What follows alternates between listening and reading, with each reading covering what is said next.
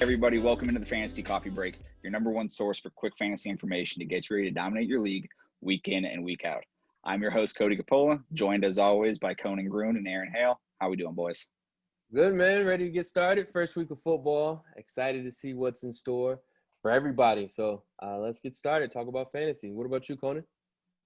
Yeah, just waiting, playing the waiting game. First week of football about to finally start. Summer-long wait is finally over, so Yeah. super excited. That's all it is. Waiting, almost there. So Yep. This episode, we're going to be taking a look at some sleepers and busts for week one. We want to give you confidence in looking down a little bit further down that tier list and find some guys who can get you some great value, but we also want to make sure you don't get burned by big names in bad situations. Conan, how about you get us started with your first sleeper? Yeah, so my sleeper for the week is going to be Emmanuel Sanders. You know, he's going to a new team, but he has one of the best quarterbacks of all time now thrown to him. And this game against the Rams is supposed to be game against the Bucs is supposed to be one of the highest scoring games on the week. And obviously everyone knows Michael Thomas. So obviously the Bucs know Michael Thomas. They're going to be trying to stop him all game long. I don't know how you do it, but if they're successful, I think that just means more looks for Emmanuel Sanders. And even if they're not successful, they're going to try their hardest to take away Michael Thomas. So he figures to get some looks. And another thing I think why I like Emmanuel on the week is the Bucs defense last year. They were the best against rushing, number one, as Cody alludes to. But their passing defense wasn't quite up there at all. And so if their rushing attack is getting stifled, it's going to be up to Breeze to be throwing the ball, and as expected, it's going to be a high-scoring game. If their rushing isn't getting it done, then they're going to have to throw to Michael Thomas, and if he's getting double, triple team, then it's got to be Emmanuel Sanders next. They finally have that bona fide number 2 receiver that they've been looking for years. So I think this game will be a big tell for what goes on for him for the rest of the season as well, and how they're going to use him, if they're really going to truly use that second wide receiver that they've wanted for a while, or if it's just going to be all Michael Thomas again, which I wouldn't be surprised, and I wouldn't blame them either. So how about you, Cody? Who are you going? Yeah, Ned, that game's definitely going to be an interesting one. As the Tampa fan, we've known about Michael Thomas. It really hasn't done too much to help us all that much. It's like 5 guys just watch him catch a bunch of balls over and over. But who knows? I'm optimistic. We're talking about it in the streaming defenses. I think Tampa can actually hold their own, and this can be a really fun game. But for me, I'm actually going to dip into one of the more interesting teams in the offseason. That's the Philadelphia Eagles. For some reason, Deshaun Jackson is just getting massive disrespect with what he's able to do on the football field this year. Almost free in some drafts, double-digit rounds every time. If anybody's not remembering what happened last year, one game and a puff of dust, 8 receptions, 154 yards, 2 touchdowns. Now, you look back at that and you go, yeah, but they didn't really have anybody, and he was kind of forced into it. He was really the only option. Well, if you take a look back around that team, Jaws is the X receiver right now. We don't have Jalen Reagor. We don't have Alshon Jeffrey. It's basically the Zach Ertz, Dallas Goedert, and Deshaun Jackson show. And with what they bring to the team, having somebody who's able to stretch the field and be that big play threat, I think he's going to basically recreate a lot of what happened last year. And he's just not being talked about in the same way. When you're looking at these later round options, you wanted guys who had big upside. You wanted guys who were going to get you to start off to a hot start every year. That's what he is. He fits into that mold in a way that frankly you just can't find otherwise. And if you took the risk on him, you put him on your team, this is the week. Put him in, ride with him, have some confidence, and win your week. Aaron, how you feeling? Good, it's good. I like the Deshaun pick, man. He's always good for the 2 touchdown game to start the season, like that every year. It only be like 2 games of the year, but right, those 2 games. Right. Hey, you got to get them in when you can. Exactly.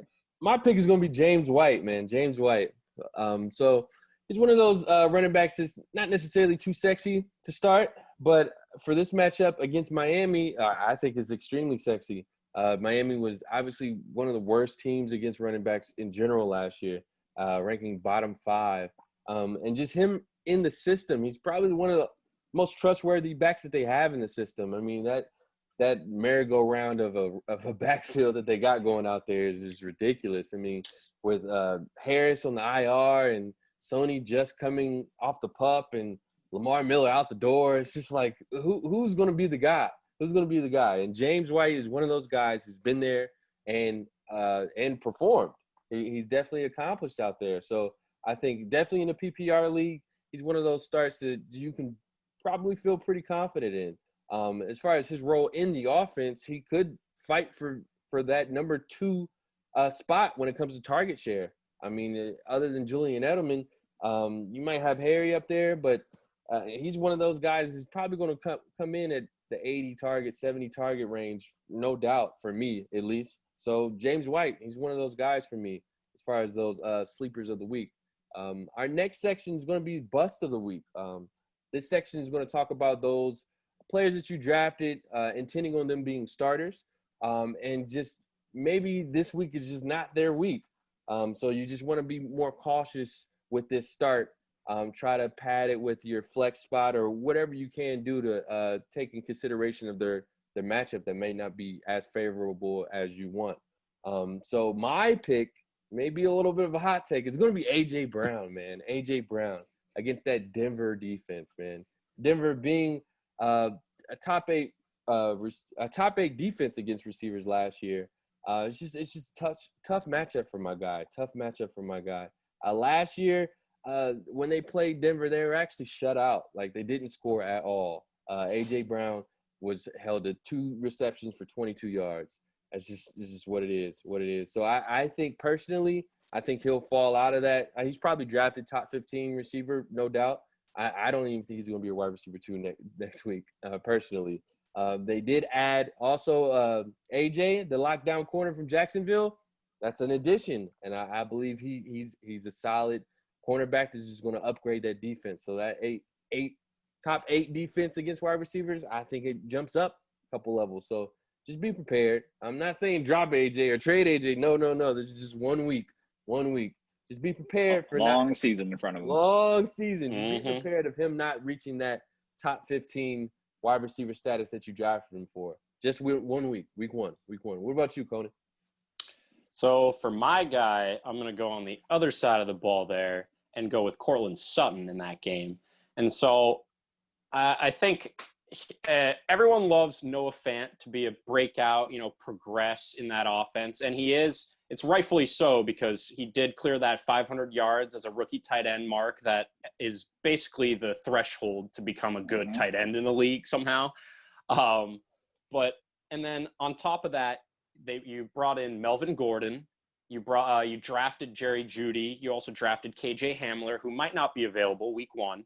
But these are all just more targets that could be taken away from Courtland Sutton. And last year, behind Courtland Sutton, there was really not much of a receiving core. It was Deontay Spencer. It was Tim Patrick. It was Deshaun Hamilton. These are a bunch of guys that none of – exactly. Right. Is at most one of them got 50 targets, I think. So they've really buffed up their receiving core. And if you're looking at the matchup specifically against the Titans, PFF actually has them graded as the 8th best secondary group coming into the year. And, of course, they have Adoree Jackson and Malcolm Butler coming back. Yes, they lost Logan Ryan, but they did bring in a nice veteran in Jonathan Joseph. And they also drafted a guy named Christian Fulton, who was actually graded as the best zone cornerback in that class. And so there's a couple pieces on that defense that figure to give Courtland a real hard time this week. And not to mention, Drew Lock really hasn't shown much in the league. I know he was a big name last year after he started actually starting games and what it did for that passing offense, but I just haven't seen enough. Courtland's an excellent player, but I just think the matchup plus just his overall team is just going to keep him out of that top 20, top 24 scoring, and where he's being drafted basically is much higher than that. So just beware if he does drop, a wide receiver 25, 20, 27 score on the week. And what about you, Cody? Yeah, no, I completely agree with both you guys right now. I think this is going to be one of the lower scoring games of the week. And I think as much as Denver has improved over the season, week one's a lot to be betting on right off the bat. We were talking about this off camera earlier, but Cortland Sutton's ADP is absolutely ridiculous at the moment. So understand the talent is there. We're not saying that he's not an amazing wide receiver. We're not saying there's not the wide receiver one on that team, but just with the ball being passed around as much as it is, and with how we are anticipating this game playing out, he's just not going to have the volume to really be able to sustain the numbers. Now, my pick is actually going to be moving over to the running back side. Friend of the show, Le'Veon Bell. Now, LB. we've actually got him looking pretty good for the entire season, but this first week one matchup against Buffalo is going to be just incredibly difficult. Buffalo was one of the top teams against the run last year, and overall, it's projected to be a very low scoring game. If you've been following any of the camp reports, the first team offense has been struggling to gel. Actually routinely outscored by the second team offense. And for some reason, just Adam Gase absolutely hates Le'Veon Bell. Talking about giving a 60-40 split to the ghost of Frank Gore. I personally have no idea, but with the career lows that Bell posted last year, and with new pieces on the board with Mekhi Becton coming in to protect Darnold's left side, and just Darnold evolving into a new system with Rashad Perriman coming in, with Mims coming in, and with Herndon coming back, I think it's probably going to be a rough start for the first week. Lev did struggle a little bit last year coming in as a running back 16 with almost 70% of the touches.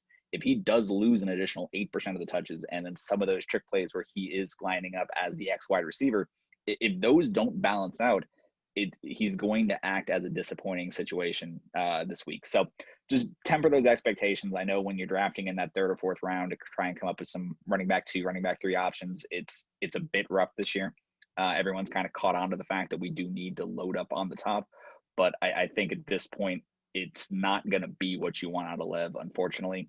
We'll see him next week. Yeah. All right, folks. You're right. Tough matchup for him. So, yeah, like you said, just be prepared. Low weeks. Yeah, about to say, if you have to pick someone to beat you right now, I'll let Darnold try and actually prove himself and then keep Lev bottled up. So he would be my number one focus if I was Buffalo, to make sure to shut him down. And that's one of the reasons why I actually am so high on Herndon this week, is I think they're going to have to focus on that passing game. True. But that's all we've got for this episode, guys. Best of luck this week, and we will see you next time.